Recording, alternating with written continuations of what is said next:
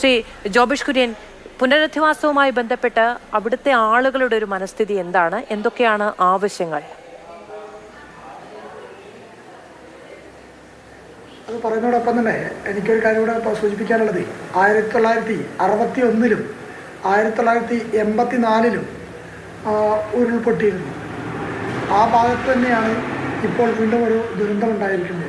അതുകൊണ്ട് അങ്ങോട്ടേക്ക് തിരിച്ചു പോകുന്നത് ആൾക്കാരെ സംബന്ധിച്ച് എത്രയേറെ ഭയാനകമാണ്.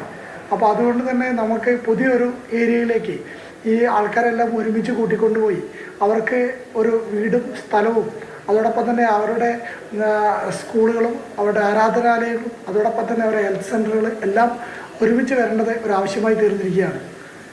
അതിനുവേണ്ട നടപടികളാണ് മുന്നോട്ട് പോകേണ്ടത്. ജോബിഷ്, അതായത് മുണ്ടക്കയിലും ചൂരൽമലയിലും അല്ല, അതിനപ്പുറത്തേക്ക് സുരക്ഷിതമായി ജീവിക്കാനുള്ളൊരു സാഹചര്യം ഉണ്ടാക്കണം എന്നുള്ളതാണ് അങ്ങ് പറഞ്ഞു വെക്കുന്നത്. ഞാൻ ചോദിക്കുന്നത്, മുഴുവൻ ആളുകൾക്കും സമാനമായൊരു മനസ്ഥിതി എന്ന് നമുക്ക് പറയാൻ കഴിയില്ലല്ലോ. പലർക്കും പലതരം വികാരങ്ങളും പലതരം അടുപ്പങ്ങളും ഒക്കെ ആയിരിക്കും. അപ്പോൾ വിപുലമായ ഒരു ചർച്ച ആ മേഖലയിൽ വേണ്ടതുണ്ട്.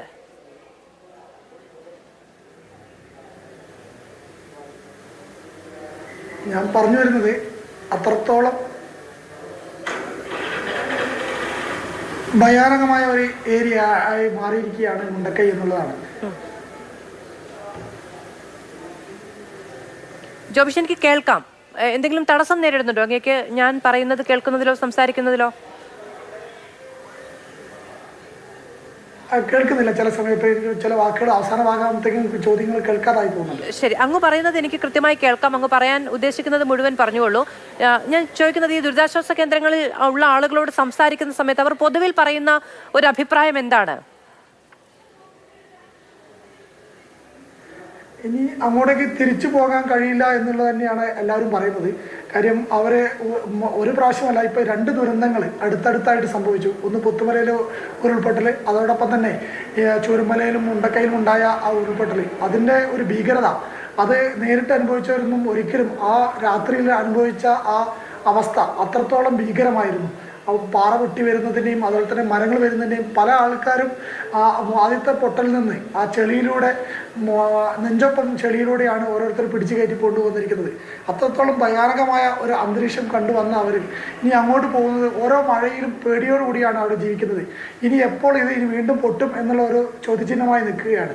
അതായത് ഓരോ മഴ പെയ്യുന്തോറും നമ്മുടെ ഈ പുഴയിലെ വെള്ളം കൂടി വരുന്നതും അതോടൊപ്പം ഇനി പൊട്ടുമോ എന്നുള്ളൊരു ആശങ്ക ആ ഏരിയയിൽ എല്ലാവരുടെ ഇടയിലുമുണ്ട്.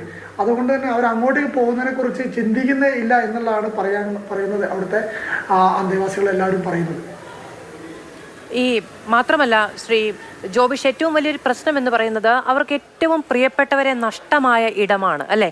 ആ ഓർമ്മകളിൽ നിന്ന് ഏതെങ്കിലും ഒരു കാലത്ത് മോചനം ഉണ്ടാകുമോ എന്നറിയില്ല, നമ്മളൊക്കെ മനുഷ്യരാണല്ലോ. പക്ഷെ അതേ സ്ഥലത്ത് അതേ ഇടത്ത് പെയ്യുന്ന ഓരോ മഴയിലും അവരെക്കുറിച്ച് ഓർക്കേണ്ടി വന്ന് ജീവിക്കേണ്ടി വരുന്നതിനെയും അതിജീവിക്കാൻ പ്രയാസമായിരിക്കും അല്ലേ?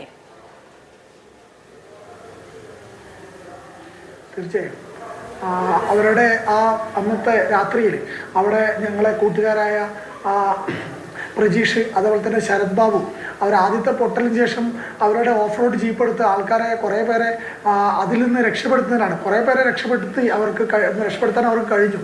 എന്നിരുന്നാലും ലാസ്റ്റ് അവസാനം അവരും അതിനകത്ത് പെട്ടുപോകുന്ന ഒരു അവസ്ഥയാണ് ഉണ്ടായത്. ശരി, അങ്ങനെ നഷ്ടമായവരെ ഓർത്ത് അതേ സ്ഥലത്ത് ജീവിക്കേണ്ടി വരുന്നതിന്റെ പ്രശ്നമുണ്ട്. നേരത്തെ ദിവിഷ് ചൂണ്ടിക്കാണിച്ചതുപോലെ പക്ഷേ അവനവൻ്റെതാണ് എന്ന് കരുതിയ മണ്ണിനെ വിട്ടുപോകുന്നതിന്റെ ബുദ്ധിമുട്ടുണ്ട്. സുരക്ഷിതമായി മനുഷ്യർ ഇരിക്കുക എന്ന് പറയുന്നത് സംവിധാനത്തിന്റെ ഉത്തരവാദിത്തമാണ് എന്നുള്ളതുണ്ട്. നാളെ ഒരു ദുരന്തം വന്നാൽ ഇത്രയും മുന്നറിയിപ്പുകൾ ഉണ്ടായിട്ടും സർക്കാർ അവിടെ ഒരു പുനരധിവാസ പദ്ധതി നടപ്പിലാക്കിയില്ല എന്ന ഒരു കുറ്റം പറയാനുള്ള സാധ്യതയുണ്ട്.